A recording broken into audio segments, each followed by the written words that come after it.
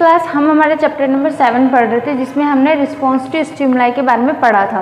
Living और non living thing के बारे में हम डिटेल में पढ़ रहे थे, जिसमें हम फीचर्स पढ़ रहे थे कि लिविंग और नॉन लिविंग थिंग्स में क्या क्या कैरेक्टर्स पाए जाते हैं। हमने हमारे प्रीवियस वीडियो में रिस्पॉन्स टू स्टिमुलाई तक पढ़ लिया था, लेकिन हमने ह्यूमंस के बारे में पढ़ा था। प्लांट्स जो होते हैं वो भी रिस्पॉन्स शो करते हैं कि रिस्पॉन्स टू स्टिमुलाई क्या होता है। जब आप किसी भी जैसे कि गर्म चीज़ को टच करते हो तो आपका ब्रेन सडनली आपको एक मैसेज भेजता है कि आपको अपना हाथ वहाँ से रिमूव करना है, यानी कि वो एक रिस्पॉन्स है, वो एक रिएक्शन है जो आप देते हो किसी भी चीज़ के अगेंस्ट, तो उसको रिस्पॉन्स टू स्टिमुलाई कहते हैं। इसी तरीके से जो प्लांट्स होते हैं, प्लांट्स में क्या होता है, आपने हमेशा देखा होगा कि प्लांट्स में 2 तरीके के स्टिमुलाई रिस्पॉन्स देते हैं। फर्स्ट होता है phototropism and second is geotropism. Phototropism में क्या होता है, फोटोट्रॉपिज्म में क्या होता है कि जो मतलब प्लांट जो है वो अपना जो एक्शंस है वो सनलाइट की तरफ मतलब पूरा रिस्पॉन्स देगा। जैसे कि आपने पढ़ा होगा, you have learn about the sunflower. When we see sunflower plant then you see the flower always move with the direction of the sun. That is the response which a plant show towards the sunlight, and that type of reaction is known as phototropism type of processing towards the sunlight. जब हम phototropism की बात करते हैं तो जब plant अपना जो रिस्पॉन्स है वो सन की तरफ दिखाते हैं, यानी कि जिस डायरेक्शन में सन प्रेजेंट होगा उसी डायरेक्शन में वो अपना रिस्पॉन्स शो करते हैं, तो उसको फोटोट्रॉपिज्म बोला जाता है टूवर्ड्स द सनलाइट। इसका बेस्ट एग्जांपल अगर आप समझने के लिए देख सकते हैं तो सनफ्लावर। सनफ्लावर का अगर आपने कभी प्लांट देखा होगा तो आप देखोगे कि जो सनफ्लावर होता है उसका जो फ्लावर का जो फेस होता है वो हमेशा सन की तरफ होता है। जैसे कि सन फुल डे में रिवॉल्व करता है, पूरे दिन में जैसे सन की डायरेक्शन चेंज होती है, उसी तरीके से सनफ्लावर की डायरेक्शन भी सन के अकॉर्डिंग ही चेंज होती रहती है। तो इस टाइप का जो रिस्पॉन्स होता है उसे हम फोटोट्रॉपिज्म रिस्पॉन्स कहते हैं। सेकेंड होता है geotropism response towards the earth और अ लैंड। आपने कई बार ऐसे प्लांट्स देखे होंगे कि जो ग्रो करते हैं, लेकिन ग्रो करने के बाद क्या करते हैं, वो ज़मीन के सहारे ही ग्रो करते हैं या फिर अपना पूरा ज़मीन की तरफ ही पूरा मुड़ जाते हैं, बेंड हो जाते हैं और उसके साथ ही ग्रो करते हैं। यानी कि ऐसे प्लांट्स जो कि लैंड के साथ, ज़मीन के साथ ही ग्रो करते हैं, ऊपर ग्रो नहीं करते या फिर अपना नीचे की तरफ, इनवर्ट तरफ, अर्थ की तरफ ही अपना रिस्पॉन्स शो करते हैं। तो ऐसे जो प्लांट्स होते हैं उनके जो जिस टाइप का रिस्पॉन्स वो शो करते हैं वो जियोट्रॉपिज्म रिस्पॉन्स कहलाता है। नॉन लिविंग थिंग जो होते हैं, नॉन लिविंग थिंग किसी भी टाइप का रिस्पॉन्स शो नहीं करते, चाहे वो सनलाइट में रखो या किसी में भी रखो, वो किसी टाइप का रिस्पॉन्स शो नहीं करेंगे। नेक्स्ट हमारा आता है ग्रोथ। ग्रोथ का मतलब क्या होता है कि जिस तरीके से हम ग्रो करते हैं, आपने देखा होगा कि जब हम एक सीड को डालते हैं ज़मीन में तो एक स्मॉल सी सीड धीरे धीरे करके प्लांटलेट्स में, फिर प्लांटलेट से प्लांट में, प्लांट से ट्री में, इस तरीके से कन्वर्ट होती हैं। तो ये जो होता है वो क्या शो कर रही है, ग्रोथ शो कर रही है। जैसे कि आपने देखा होगा कि एक न्यूबॉर्न बेबी होता है, न्यूबॉर्न बेबी क्या करता है कि धीरे धीरे करके वो ग्रो होता है। न्यूबॉर्न बेबी से वो चाइल्ड बनता है, चाइल्ड से फिर वो टीनेजर बनता है, टीनेजर से फिर एडल्ट बनता है, एडल्ट से फिर ओल्ड होता जाता है। तो ये जो डिफरेंट स्टेजेस होती हैं लाइफ की, जिसमें कि एक पर्सन या एक लिविंग ऑर्गेनिज्म चेंज होता रहता है, ग्रो करता रहता है, उसका डेवलपमेंट होता रहता है, उसकी बॉडी ग्रो करती है, उसकी हाइट इंक्रीज होती है, वेट इंक्रीज होता है और भी बहुत सारी चीज़ें इंक्रीज होती हैं, चेंजेस होते हैं उसकी बॉडी में। तो ये सारे डिफरेंट स्टेजेस के जो चेंजेस होते हैं पूरी लाइफ में वो हमारे किस में आते हैं, ग्रोथ में आते हैं। उस चीज़ को हम ग्रोथ बोलते हैं। जैसे कि ऑर्गेनिज्म का इंक्रीज होना हाइट में, वेट में, एक्सेट्रा में, ये हमारा सारा किस में आता है, ग्रोथ के अंडर आता है। लिविंग नॉन लिविंग ऑर्गेनिज्म जो होते हैं वो किसी टाइप की ग्रोथ शो नहीं करेंगे। ऐसा नहीं है कि आज आपने एक छोटा सा टेबल रखा और कल वो बड़ा होकर बहुत बड़ा टेबल बन जाएगा, क्योंकि वो एक नॉन लिविंग थिंग है और नॉन लिविंग थिंग कभी भी चेंज नहीं होते, वो जैसे हैं वो वैसे ही रहते हैं, उनमें किसी भी टाइप की ग्रोथ नहीं होती। After growth there is a movement. Movement जो होता है, मूवमेंट को हम लोकोमोशन भी कह सकते हैं। लोकोमोशन और मूवमेंट का मतलब क्या होता है कि जब कोई भी organism, when an organism move from one place to another place in search of food, shelter, cloth or anything, water, anything he requires and anything he need, he move from one place to another place. That type of movement is known as locomotion.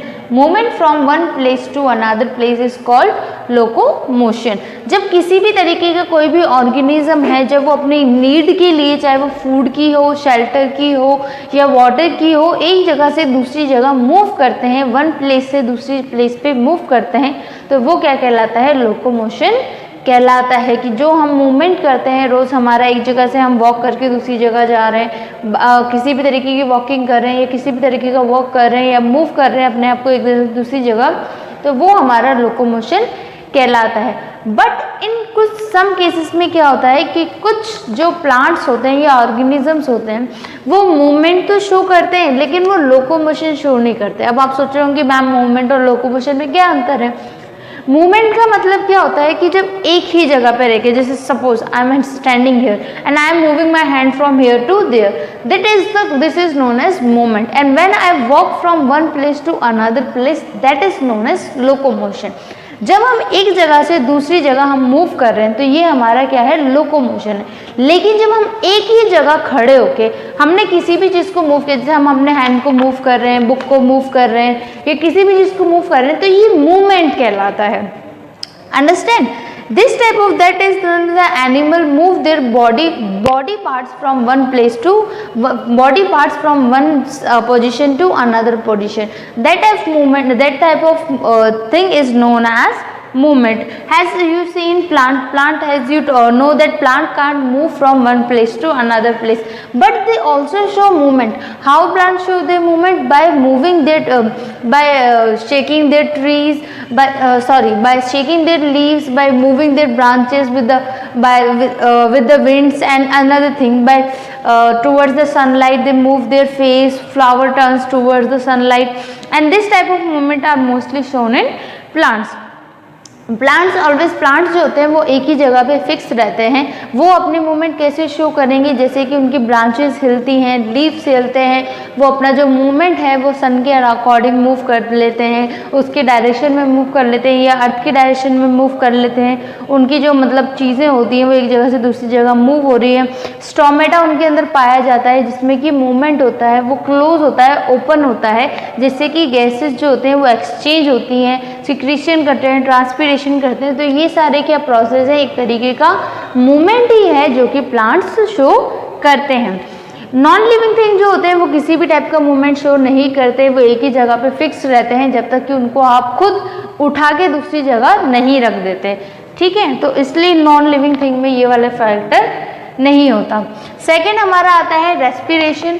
Respiration, what does respiration means? When you intake the air from the atmosphere, that process is known as breathing. The process and respiration, the process of taking oxygen from the atmosphere and its oxidization to release the energy is known as respiration. Breathing क्या होता है? Breathing में आपने जब अपनी air breathe कर ली है, यानी कि आपने सिर्फ ब्रीथ किया है, तो वो हमारी ब्रीथिंग होती है। लेकिन रेस्पिरेशन में क्या होता है कि जो हमने ब्रीथिंग की है, यानी कि जो ऑक्सीजन हमने एटमॉस्फेयर से लिया है, उसको हमारी बॉडी जो होती है ऑक्सीडाइज करके, उसको कन्वर्ट करके उससे एनर्जी प्रोड्यूस करती है, एनर्जी रिलीज करती है। तो इस प्रोसेस को हम रेस्पिरेशन प्रोसेस कहते हैं। रेस्पिरेशन प्रोसेस डिफरेंट एनिमल्स में, डिफरेंट एनिमल्स में, प्लांट्स में, ऑर्गेनिज्म में डिफरेंट तरीके से होता है। First we are going to talk about in animals. In animal first about the humans. Human consist of a lungs and it is connected to the nostril. Through the nostril humans take air inside it and it then to move towards the lungs. After that, second is a gill. In fish consist of gills which helps them to take the oxygen which is dissolved in the water of the water bodies. Other than earthworm and mainly other insects or other organisms which are like earthworm, they breathe through their skin. Their skin is used to breathe for the exchange of gases to breathe. In insects, spiracles are there. Spiracles, what are spiracles? Spiracles are the small tiny holes present on the body of the insects like mosquito, spider and other insects by which they exchange their gases, by the which they exchange the gases and they breathe. हम जब बात करते हैं humans में, animals में, तो humans जो होते हैं, हमें पता है ह्यूमंस में रेस्पिरेटरी सिस्टम यानी कि उनमें लंग्स पाए जाते हैं और लंग्स जो होते हैं वो ब्रीथ करने का, सांस लेने में हेल्प करते हैं। गिल्स जो होते हैं फिशेस में, गिल्स हेल्प करती हैं फिश को क्या करने में, सांस लेने में, कहाँ से ऑक्सीजन लेने में। जो वो वाटर में जब फिश प्रेजेंट होती है तो वाटर में ऑक्सीजन डिजोल्व होता है, तो उस डिजोल्व ऑक्सीजन को लेने के लिए फिश को कौन हेल्प करता है, गिल्स हेल्प करती है। तो गिल्स फिश की रेस्पिरेटरी ऑर्गन है। सेकेंड आता है अर्थवॉर्म। अर्थवॉर्म जो होता है वो अपने स्किन के थ्रू ब्रीथ करता है, अपनी स्किन से ही वो एक्सचेंज ऑफ गैसेस का काम करता है। इंसेक्ट्स में स्पेरिकल्स पाए जाते हैं। स्पेरिकल्स क्या होते हैं, इंसेक्ट्स जितने भी होते हैं, कीड़े मकोड़े जो होते हैं, स्पाइडर, मॉस्किटो, हाउस बी, इन सब में क्या होता है कि इनमें छोटे छोटे कॉकरोचेस, इनमें छोटे छोटे होल्स पाए जाते हैं इनकी बॉडी में, जो कि इनकी बॉडी को क्या मदद करते हैं, हेल्प करते हैं ये गैसेस को एक्सचेंज करने में हेल्प करते हैं ताकि वो ब्रीथ कर सकें। नेक्स्ट आते हैं प्लांट्स। प्लांट्स में क्या होता है, स्टोमेटा पाया जाता है। लीव्स के अंदर स्टोमेटा स्ट्रक्चर पाया जाता है। स्टोमेटा जो होते हैं ये टाइनी पोर्स होते हैं, यानी कि छोटे छोटे छेद होते हैं जो कि लीव्स में पाए जाते हैं, जो कि लीव्स को हेल्प करते हैं कि वो जो ऑक्सीजन मतलब बाहर से जो वो ऑक्सीजन ले रही है उसको किस तरीके से कार्बन डाइऑक्साइड में वो चेंज कर सके। इसी के थ्रू उनका इनटेक और आउटटेक होता है, मतलब इसी के थ्रू, स्टोमेटा के थ्रू ही वो अपनी जो गैसेस है उसको लेते हैं और रिलीज करते हैं।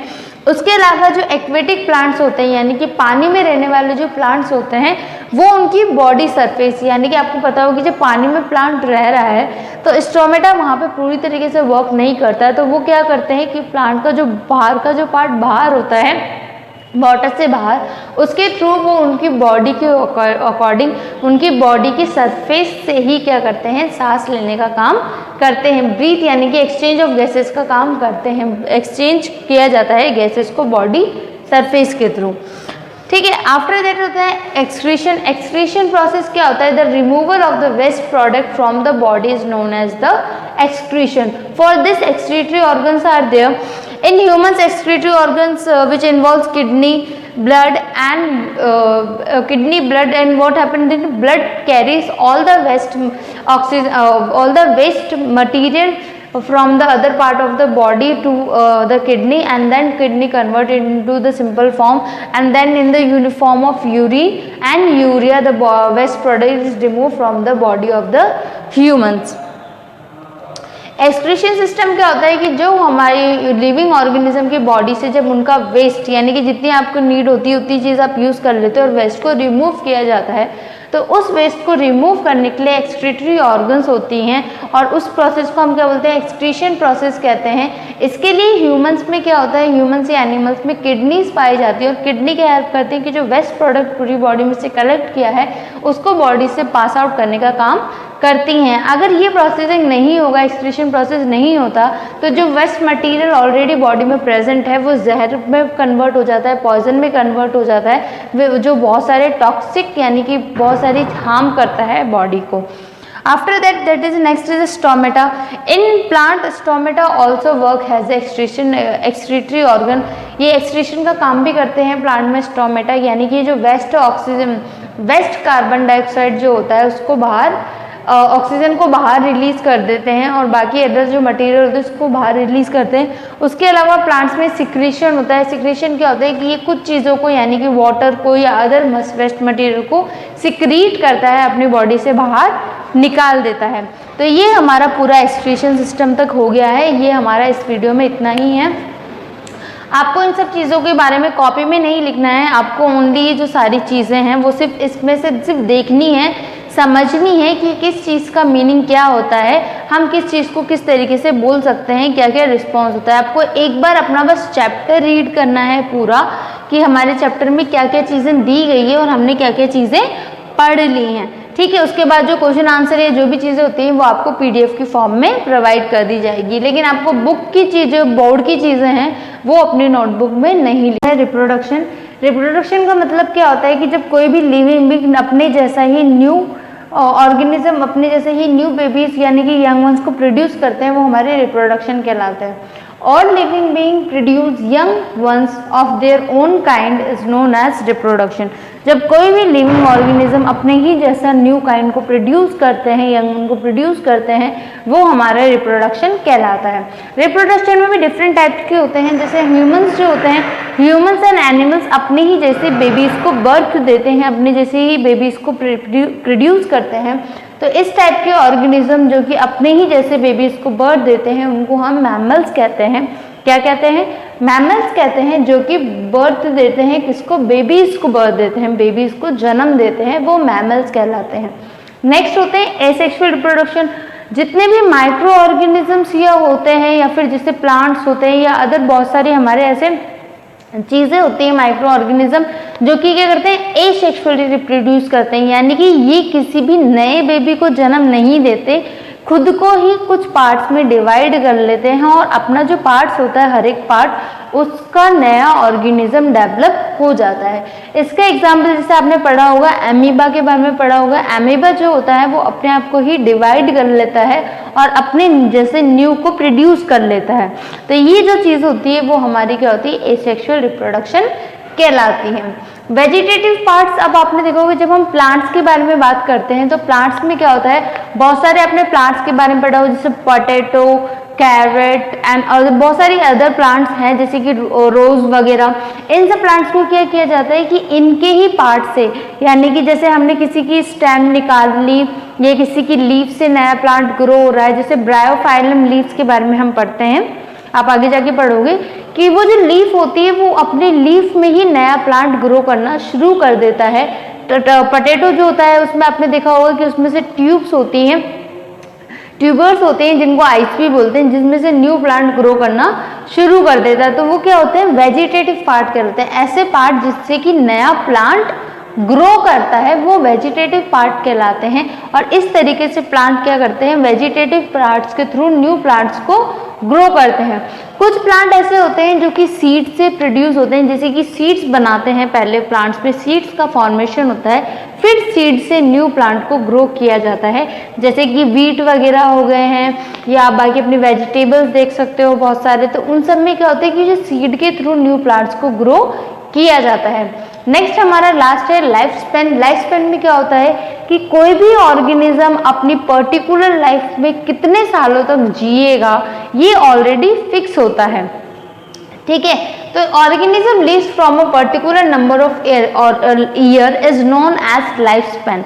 लाइफ स्पैन की डेफिनेशन क्या होगी कि कोई भी ऑर्गेनिज्म जो पर्टिकुलर ईयर्स तक जीता है, जिंदा रहता है, वो उसका पूरा लाइफ स्पैन होता है। जैसे कि हमने कई प्लांट्स के बारे में पढ़ा होगा कि जो ट्रीज होते हैं वो बहुत सारे थाउजेंड्स ऑफ ईयर्स तक भी रहते हैं, तो वो उनका लाइफ स्पैन है। एक एवरेज ह्यूमन जो होगा उसका मैक्सिमम 80 ईयर्स तक जिंदा रह सकता है। उसी तरीके से बहुत सारे इसमें क्या प्रोसेस होता है कि कैसे भी कोई भी ऑर्गेनिज्म, पहले उसने बर्थ लिया, बर्थ होने के बाद फिर वो ग्रो करता है, ग्रो करने के बाद रिप्रोड्यूस करता है, रिप्रोड्यूस करने के बाद बूढ़ा होता है और फिर उसकी डेथ हो जाती है। तो हर एक ऑर्गेनिज्म जो होता है उसका एक पर्टिकुलर लाइफ स्पैन होता है। आपकी बुक में पेज नंबर 78 में टेबल्स दे रखे हैं कि कौन कौन सा ऑर्गेनिज्म कितने कितने टाइम तक मैक्सिमम जिंदा रहता है। फर्स्ट है जैसे कि हम देखते हैं house fly. House fly maximum 4 weeks तक जिंदा रह सकती हैं। ड्रैगन फ्लाई 4 मंथ्स तक रहती हैं। माउस 2 ईयर्स तक जिंदा रहते हैं। एक डॉग जो होता है उसका 14 ईयर्स, यानी कि 1 dog can live for 14 years of is maximum life span. Lion 25 years तक जिंदा रहते हैं। हॉर्स 30 ईयर्स तक। चिंपैंजी 59 तक। और जो टॉर्टोइज होते हैं, टॉर्टोइज में सबसे मैक्सिमम टाइम होता है, टॉर्टोइज 190 ईयर से भी ज़्यादा तक जिंदा रह सकते हैं। कोई एक जापानीज फिश है, ये 200+ ईयर तक, यानी कि 200 साल से भी ज़्यादा जिंदा रह सकती है।